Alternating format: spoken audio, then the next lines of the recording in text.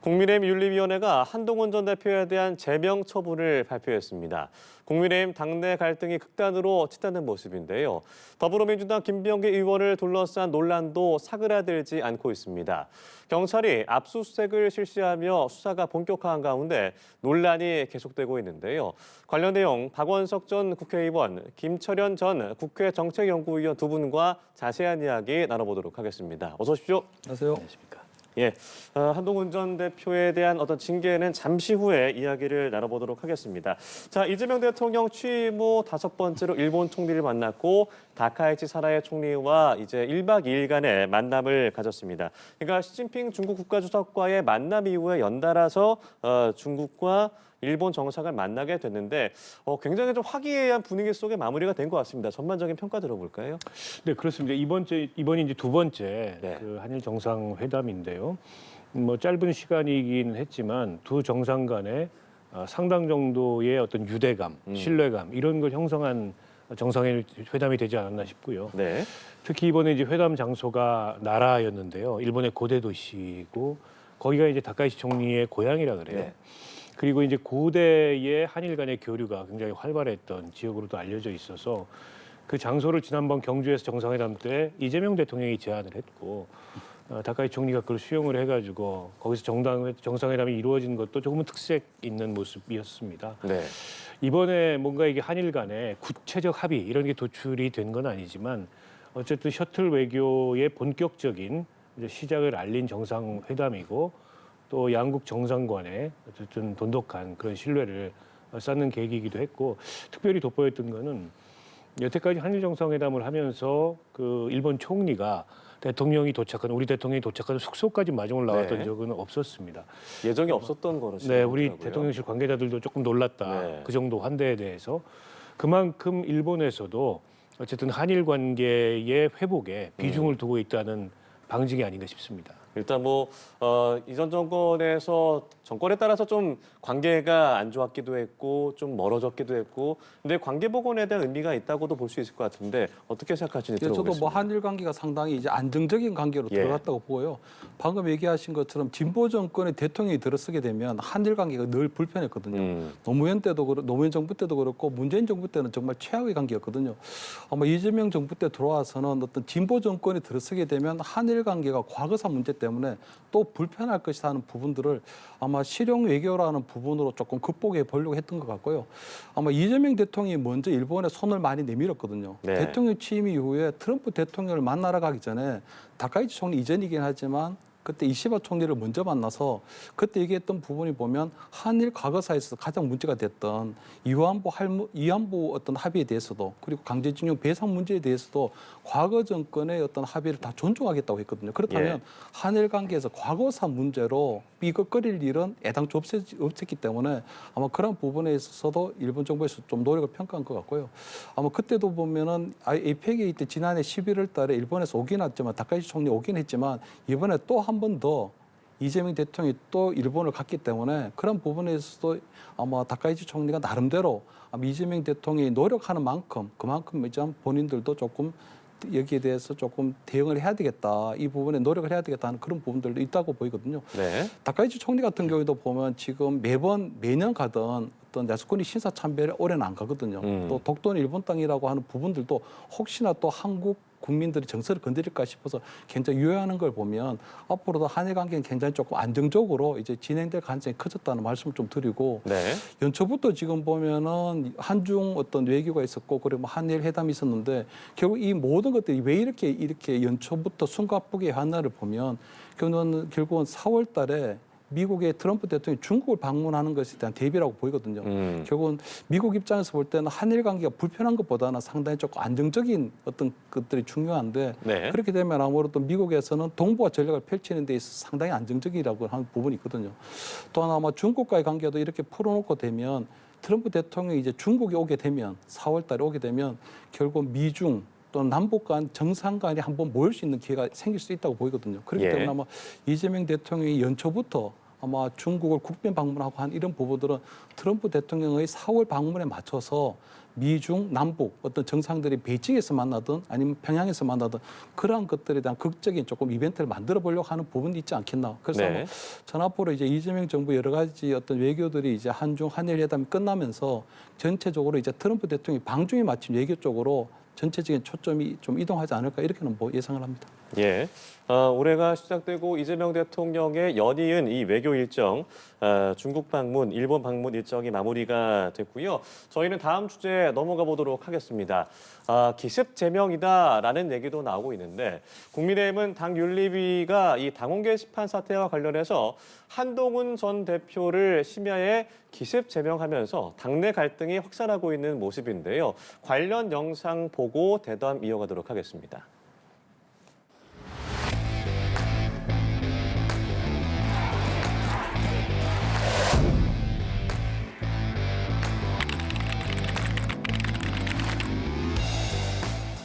계엄을 극복하고 통합해야 할 때 헌법과 민주주의를 파괴하는 또 다른 계엄이 선포된 것입니다.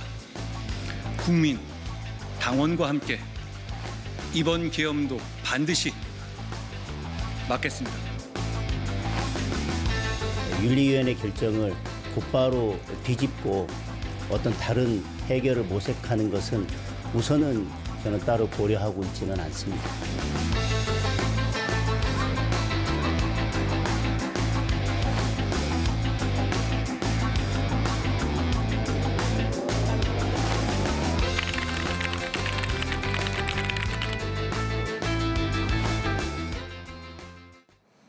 네, 한동훈 전 대표 이번 계엄도 막겠다. 장동혁 대표 윤리위의 결정을 존중한다.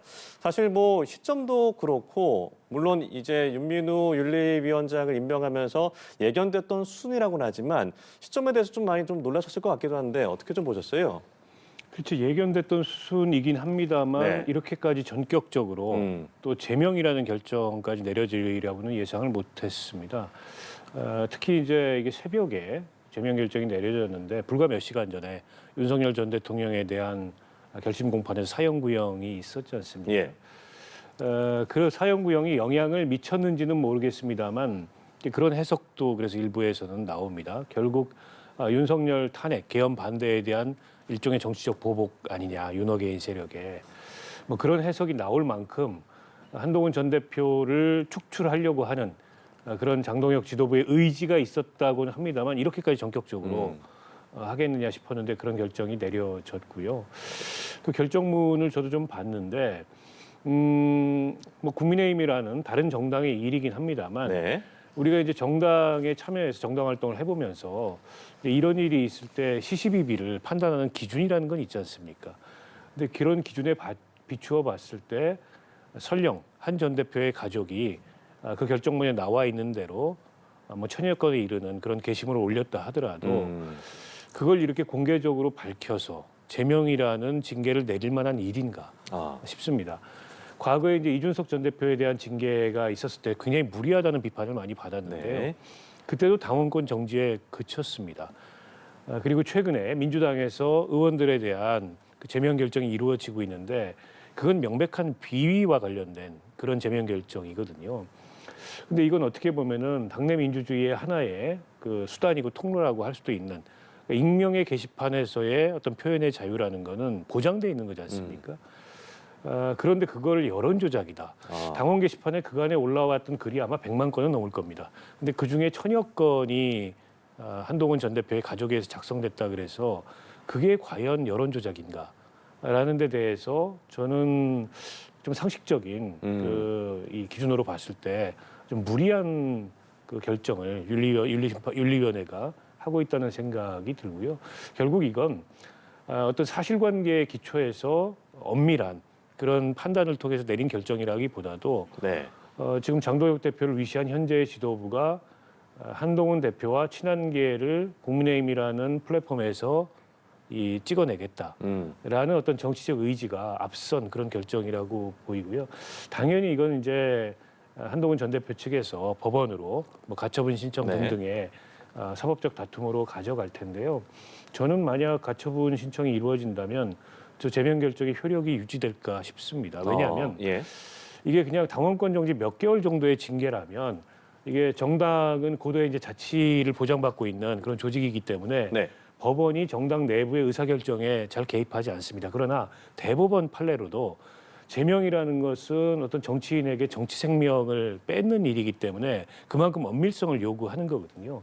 근데 이번에 결정 과정의 절차로 보더라도 내용으로 보더라도 그런 어떤 법률적인 엄밀함이 지켜졌다고 보기 어렵기 때문에 만약 한동훈 전 대표 측이 이걸 이제 법원으로 가져가서 가처분 등등을 다툰다면 인용될 가능성이 굉장히 높다고 봅니다. 그러면 과연 정동영 대표나 현재 이 징계를 추진하는 사람들이 얻는 게 뭘까? 예. 이로 인해서 당 내부의 자중질환, 당 내부의 여러 가지 내분과 갈등 이런 것들이 커지고 있고 오늘만 하더라도 뭐 의원들이 성명도 내고 원내위원장들도 성명 내고 근데 이게 지금 야당이 어떻게 보면은 지방선거를 앞두고 전열을 정비하고 내부를 통합하고 외연을 확정해도 모자란 시간에 네. 이러고 있는 게 과연 정치적으로 바람직한 일인가 이런 점들에 대해서 생각을 해봐야 될 거라고 봅니다. 네, 일단 뭐 제명은 무리한 결정이었다라고 하셨고 가처분 신청 결정까지도 좀 예상을 해 보셨는데 사실 뭐 당내에서 굉장히 좀 혼란스러운 상황이 벌어지고 있는 것 같아요. 이번 징계 좀 어떻게 보십니까? 일단 뭐 윤리위원회 구성 때부터 어느 정도 아마 단계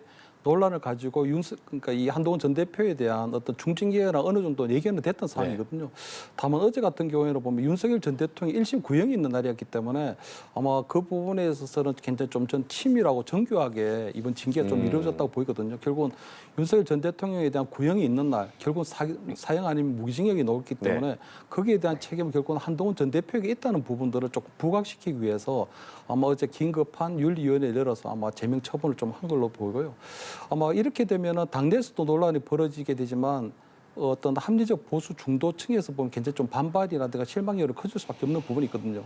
근데 이 부분에 있어서도 조금 정교하게 조금 다뤄졌다는 부분이 보면 이준석 개혁신당 대표하고 특검법 연대를 하게 되거든요. 그렇게 되면 중도 보수에서 실망하는 부분들을 결국은 이준석 개혁신당하고 손을 잡으면서 연대를 함으로써 그 부분을 조금 무마시키겠다는 이런 부분들도 있기 때문에 결국 이준석 어떤 개혁신당 대표가 뜻하지 않게 공교롭게도 결국 한동훈 죽이기에 연대를 하게 된 꼴이 된 거거든요. 결국은 장동혁 대표에 대해서 힘을 실어준 꼴이게 됐기 때문에 그런 부분이 있다고 보이고요.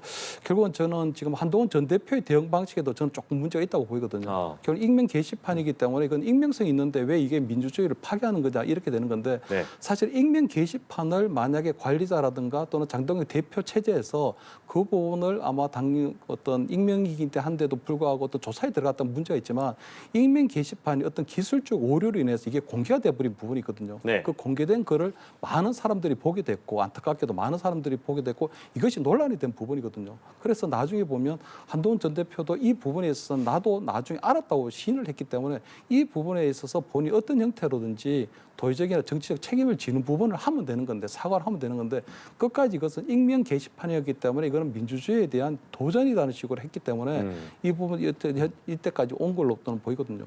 아마 한동훈 전 대표 입장에서는 아마 법률적으로 이 부분을 다투게 될 것 같은데 가처분 신청이 방금 얘기하신 것처럼 받아들여질 가능성은 높지만 그 부분이 받아지더라고 하더라도 네. 결국 소명 기회를 주지 않았다. 또는 뭐 충분하게 뭐 이 부분에 절차적 하자가 있다는 부분인데 그렇다면 다시 그것이 인용된다고 하더라도 네. 윤리위원회가 소명 절차를 주는 어떤 형식적 절차를 거쳐서 결국 이 당원 게시판이 본질이 바뀌지 않았기 때문에 또 한 번 더 제명 처분을 할 가능성이 높아 보이거든요. 그렇다면 결국은 아마 한동훈 전 대표에게 남은 것은 결국 국민의힘하고 어떻게 헤어질까 그 헤어질 결심을 할 수밖에 없는데 한동훈 전 대표에게 남은 하나의 수는 정치적 방법은 결국은 어떤 민심 속으로 들어가는 것밖에 없다고 보이거든요. 결국 이번 지방선거 때 대구에서 어떤 재보궐선거가 이루어질 때 네. 저는 아마 국회의원 재보궐선거에 출마하는 방법이 되지 않지는 않을까 하는 생각이 드는 게 아마 수도권에서는 출마하기 좀 힘들 것으로 보이거든요. 왜냐하면 네. 어차피 수도권은 민주당하고 국민의힘이 1대1 어떤 굉장히 양강 구도를 하고 있기 때문에 무소속 한동훈은 거기서 나가더라도 당선될 가능성이 낮지만 대구라는 지역에 가게 되면 거기는 민주당 세가 약하고 하기 때문에 국민의힘 후보와 1대1로 한번 다퉈볼 수는 있다고 보이거든요. 네. 그래서 만약에 그 한동훈의 출마에 대해서 대구 시민들이 받아주게 되면 중앙정치에 달수할 수도 있는 계기가 될 수 있지 않을까. 특히 아마 국민의힘에 대해서 실망한 대구 시민들이 오히려 새로운 보수 정당의 청사진을 한동훈 한동훈 뭐 전 대표가 제시할 수 있다면 한동훈 전 대표에게 힘을 실어줄 수 있다고 보이거든요. 그런 것들이 보면 과거에 유승민 의원이나 홍준표 의원이 공천을 받지 못했을 때 무소속으로 출마했을 때 대구 시민들이 손을 잡아준 경우가 있었기 때문에 한동훈 전 대표에게 지금 남아있는 유일한 어떤 정치적으로 서바이벌 할 수 있는 수는 겨우 이번 지방선거 때 대구에서 국회의원 재보궐선거에 출마하는 그 방법들이 지금 나름대로 남아있지 않을까. 근데 과연 그런 방법을 선택할 수 있을지, 그러한 어떤 담대한 용기를 낼 수 있을지 이런 부분 한번 지켜봐야 된다 이런 말씀을 드립니다. 예. 이번에 징계 결정이 이제 확정이 된다라고 했을 때 어떤 정치적 행보도 예측을 해주셨던 것 같아요. 이번 지방선거 재보궐선거 출마, 이거 무소속으로 출마를 하게 되는 가능성은 좀 어떻게 보시는지요? 글쎄요, 뭐 당장에 한동훈 전 대표나 이른바 친한계에서 그 가능성을 중심으로 향후의 행보를 검토할 것 같지는 않습니다. 우선은 네. 저 징계의 부당성을 주장하고 그리고 그에 대해서 이제 법적 다툼을 통해서 당 내에 남아서 지금 싸움을 이어가겠다 이 판단이 우선일 것 같고요. 그러나 정치는 또 현실이기 때문에 지금 한동훈 대표가 갖고 있는 큰 약점 중에 하나가 원외라는 겁니다. 때문에 징계 절차도 굉장히 쉬워요. 이게 원내 국회의원이라면은 의원총회에서 과반 이상의 예. 추인을 받아야 되는데 원외 인사기 때문에 그런 절차가 필요 없거든요. 그냥 윤리 결정과 최고위 결정만으로 완성되는 거여서 이제 그런 어떤 본인이 안고 있는 현실적인 한계를 보완하기 위해서라도 이번 재보궐선거에 출마해야 된다 이런 의견도 있는 것으로 알고 있어요, 일부. 그러나 네. 지금 이렇게 이제 징계가 추진되는 상황에서 당에서는 이제 공천 가능성이 희박하고 그렇다면 위험을 감수하고라도 당 밖으로 나가서 무소속으로 생존하는 방법이 있는데 그것도 쉬운 결정은 아니라고 봅니다. 그렇게 이제 출마했을 때 자칫하면 영원히 돌아올 수 없는 길이 될 수도 있거든요. 그 점에 대해서 상당히 이제 고심을 할 거라고 보고요. 우선은 저 징계가 부당하다는 것, 그리고 징계가 성립될 수 없다는 것, 이걸 이제 이 지지층과 또 국민들한테 알리고 그에 대한 법적 대응을 하는데 주력하지 않을까 싶고요. 오늘 기자회견을 한 취지도 아마 그런 거였던 것 같아요. 오늘 기자회견을 하면서 윤리 징계가 추진되더라도 재심 절차는 밟지 않겠다라고 얘기를 한 것 같아요. 재심을 한다는 게 별로 의미가 없다. 그리고 네. 앞서 우리 김철영 교수님 얘기하셨듯이 징계를 계속 추진할 가능성이 높아요. 이제 법원에서 이제 가처분이 인용된다 하더라도 절차적 결함 등등을 지적을 하면 그걸 보완해서 또 징계하겠다. 아니면 이제 다른 사유를 들어서 예를 들어서 지금 윤리위원들을 뭐 공격했다 이런 사유도 지금 징계 사유에 포함되어 있거든요. 이게 이제 당내 기구를 어떻게 보면 좀 무력화시키려고 하는 그런 해당 행위에 해당한다. 뭐 이런 징계 사유를 추가해가지고 네. 또 다른 징계를 추진하거나 현재 지금 장동혁 지도부나 윤리위의 지금 상태로 보면 이제 그런 이 시도가 계속될 가능성이 높거든요.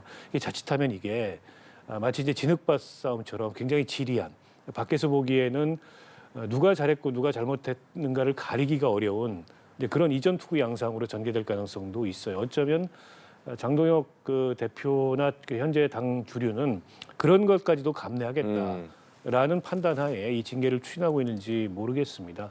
이제 한동훈 전 대표나 한동훈 전 대표 측이 그런 형태의 싸움까지 하려는지 잘 모르겠어요. 그래서 일각에서는 만약 가처분 인용에도 불구하고 혹은 가처분이 기각되거나 가처분 인용에도 불구하고 또 다른 징계가 추진된다면 그때는 모종의 정치적 결단을 해야 되는 거 아니냐.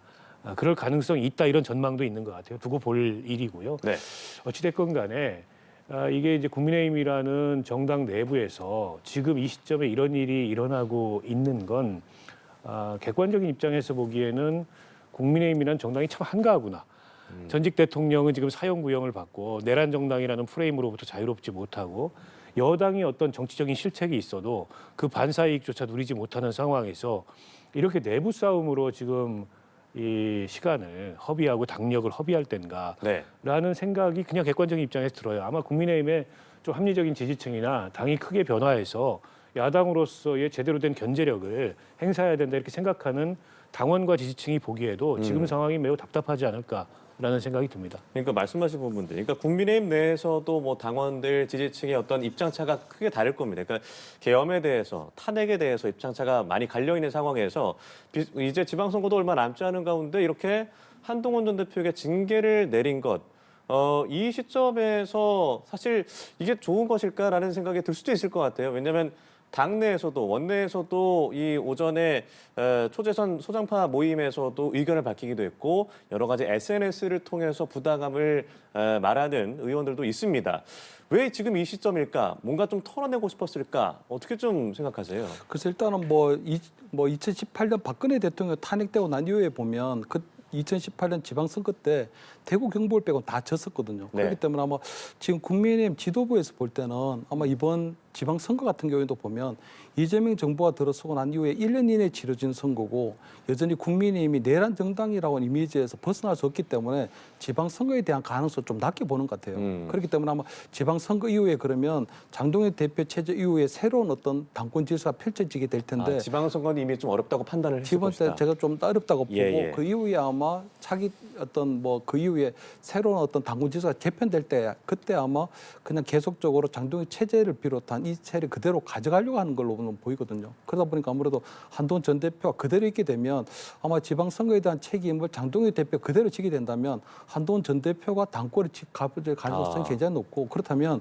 다음에 차기 어떤 전당대회에서 대표가 되는 분이 23대 총선에 대한 공천권을 사실상 가져갈 수 있는 부분이기 네. 때문에 그런 부분을 조금 사전에 차단하려고 하는 그러니까 애당초 그냥 차기 전당대회에 한동훈 전 대표가 출마하는 것 자체를 아예 봉쇄하려고 하는 그런 부분들이 분명히 있는 걸로는 보이거든요. 그렇기 때문에 저는 아마 이번에 윤석열 전 대통령 탄핵과 관련해서도 당내 찬반이 많았고 그리고 한동훈 전 대표가 윤석열 전 대통령에 대한 탄핵에 대한 어느 정도의 정책 책임이 있다는 부분들을 강성 지지층에서 계속적으로 문제가 제기가 되고 있는 부분이기 때문에 저는 아마 장동혁 대표 특히 장동혁 대표를 지지하는 정치적 기반이 그 부분에 아마 충실하지 않았나 이렇게는 보이는 부분이 있거든요. 그렇기 때문에 저는 한동훈 전 대표가 지금 법적인 투쟁을 한다고 하더라도 여전히 도돌이표 형식으로 계속적으로 제명이 이어질 가능성이 높기 때문에 결국은 한동훈 전 대표가 나름대로 정치적으로 어떻게 이 부분을 타개할 건가를 이제는 고민해야 될 시점이 아닌가 그렇게 말씀을 드립니다. 네, 알겠습니다.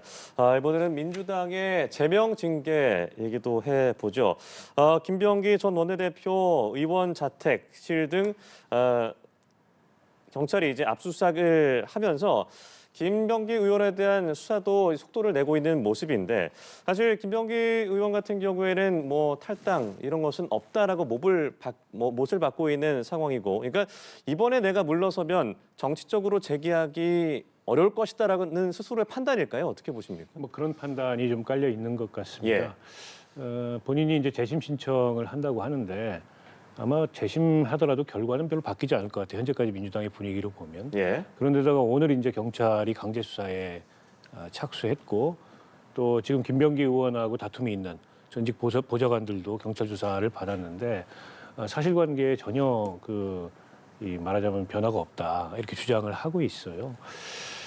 때문에 김병기 의원이 아마 본인은 어제 밝힌 입장을 보면 지금까지 제기된 의혹 중에 단 한 건이라도 법적인 문제가 있다면 정치를 그만두겠다 이렇게 이제 호언장담을 하고 있지만 현실은 뭐 그렇게 돌아가는 것 같지는 않습니다. 예. 그래서 민주당으로서도 정치적 부담을 더 떠안고 가기 어렵다라는 판단이 들어서 전격적인 제명 결정을 내린 것 같고요. 김병기 의원은 본인의 억울함을 호소하고 시간을 좀 달라 이렇게 당을 향해서 요구를 하고 있습니다만 민주당은 뭐 그렇게 긴 시간을 줄 것 같지는 않습니다. 물론 네. 이게 비상징계를 하지는 않겠다고 지금 입장을 밝혔어요. 그러니까 이제 윤리심판원의 절차를 따라서 재심은 본인한테 보장된 권한이니까 재심을 통해서 본인의 소명을 더 들어보되 윤리심판원에서 결정하겠다. 결정이 바뀔 것 같지는 않다라는 전망이고요. 추가적인 폭로나 의혹들이 또 계속 제기가 되고 있어요. 수사 속도도 굉장히 빨라질 것 같고 압수수색이 이루어졌기 때문에 이제 다음 수순은 출석이거든요. 출석 조사를 했을 때 대체적으로 어느 정도 수위의 사법 처리가 이루어질지에 대한 네. 그런 어떤 전망도 가늠해 볼 수 있을 것 같고요. 민주당 내에서는 사법적인 이후에 처리 전망과 관계없이 정치적으로는 끝난 거 아니냐라는 예. 전망까지 나오고 있어요. 때문에 김병기 의원 본인의 부당함 호소와 또 당을 향한 여러 가지 이제 구명 요구에도 불구하고 징계 결과가 바뀔 것 같지는 않다 이렇게 보입니다. 김병기 의원에 대한 어떤 정치 생명이 다시 뭐 재기가 될 것인지 지금 꺼져가고 있는 것인지 어떻게 생각하십니까? 그래서 일단은 뭐 김병기 원내대표 입장에서 볼 때는요 이게 좀 굉장히 이례적인 거거든요. 왜냐하면 여러 가지 어떤 비리 의혹에 연루가 되고 수사를 받게 되면 보통 당을 탈당해서 거기에 대한 소명을 하고 난 이후에 복당을 하는 경우는 있어도 이렇게 당을 떠나지 않겠다고 하고 제명 처분을 할지언정 탈당하지 않겠다고는 굉장히 드문데 저는 아마 김병기 원내대표가 두 가지 정도를 생각하고 있는 것 같아요. 네. 첫 번째는 본인이 형사적인 부분들은 본인이 충분히 소명이 가능하다 이렇게 생각하는 부분이 보면 공천 헌금과 관련해서도 세 차례에 걸쳐서 동작 경찰서에서 수사를 받았거든요. 첫 번째는 보면 그때 전직 구의원들이 아마 이수진 전 의원을 통해서 탄원서를 냈는 부분에 있어서도 내사 종결이 됐었고 그다음에 보면 국민권익위원회에서도 이 부분에 대해서 수사를 하라고 했는데도 불구하고 그때도 마찬가지로 무혐의 종결이 됐거든요. 또 하나는 보면 김병기 의원의 전직 보좌관들이 이 부분에 대해서 수사 촉구를 했는데도 불구하고 수사가 이루어지지 않았기 때문에 네. 그 시간에 보면은 본인이 공천 헌금과 관련해서는 벌써 여러 차례 수사를 받았기 때문에 증거인멸이 다 되어 있다. 그리고 입을 다 맞췄다. 그렇기 때문에 이 부분은 또 한 번 더 경찰에서 수사한다고 하더라도 새로운 게 나올 게 없다는 그런 생각을 좀 하는 것 같고요. 특히 그 본인의 어떤 배우자가 어떤 구의의 어떤 법인 카드를 썼다는 부분에 있어서도 벌써 한 번 내사를 받았거든요. 그렇기 때문에 아마 그 부분에 있어서 더 이상 수사를 하더라도 본인이 증거인멸이 돼 있기 때문에 자신 있다는 부분이 있는 것 같아요. 그렇기 때문에 본인이 굳이 탈당을 해서 이 부분을 소명할 이유는 전혀 없다고 일단 생각을 하는 것 같고요. 둘째는 아마 본인이 가족을 조금 보호해야 되겠다는 생각을 하고 있는 것 같거든요. 본인이 어쨌든 당에 남아있어야 가족들이 보호가 되는데 결국 당을 떠나게 되면 끈떨어진 연처럼 앞으로 엄청난 강도가 높은 경찰 수사가 들어올 텐데 네. 본인이나 배우자에 대한 수사는 어느 정도 커버할 수 있지만 장남 같은 경우에도 취업 청탁 의혹이 있고 또 차남 같은 경우에도 보면 대학 편입 의혹이 돼 있기 예. 때문에 그 장남과 차남들도 다 수사를 받게 되면 가족 전체가 수사를 받는 그런 상황에 직면할 수 있게 되거든요. 그렇다면 아마 우리 국민들께서도 기억하시겠지만 그때 조국 대표의 어떤 가족들이 입시 비리와 관련해서 조국 대표나 조국 대표의 부인이나 그 다 이 자녀들이 다 수사를 받고 조사를 받은 경우가 있기 때문에 그렇다면 이 김병기 전 원내대표 같은 경우에도 조국 대표의 시즌2가 될 수도 있는 부분이 있거든요. 그렇기 때문에 아마 저는 김병기 전 원내대표가 이 부분에 있어서만큼 어떻게든지 가족 전체에 대한 수사로 비화되는 부분을 좀 막으려고 하는 부분이 아닌가. 그 부분에 있어서 저는 청와대하고의 나름대로 이 부분에 좀 조율하려고 하는 그런 시도를 하려고 하는 것 같다. 다만 지난 방중 기간 동안에 아마 이 문제가 불거졌을 때는 대통령 귀국할 때를 기다렸던 것 같은데 예. 또 대통령이 방위를 해버렸기 때문에 아마 그 부분에 있어서 아마 저는 최종적인 청와대의 어떤 입장을 못 들은 걸로 보이는 거거든요. 그렇기 때문에 저는 아마 오늘이나 내일쯤 이제 대통령께서 이제 귀국을 하시게 되면 이 부분에 있어 어떤 청와대에서 교통 정리를 한다면 김병기 전 원내대표가 나름대로 탈당을 하거나 하는 이런 형태로 나타나지 않을까. 그 부분을 저는 김병기 원내대표는 지금 청와대의 어떤 답을 좀 기다리고 있지 않나 이런 뭐 말씀을 좀 드립니다. 네, 알겠습니다. 두 분 말씀 오늘 여기까지 들어보죠. 지금까지 박원석 전 국회의원, 김철현 전 국회 정책연구위원 두 분과 이야기 나눴습니다. 고맙습니다.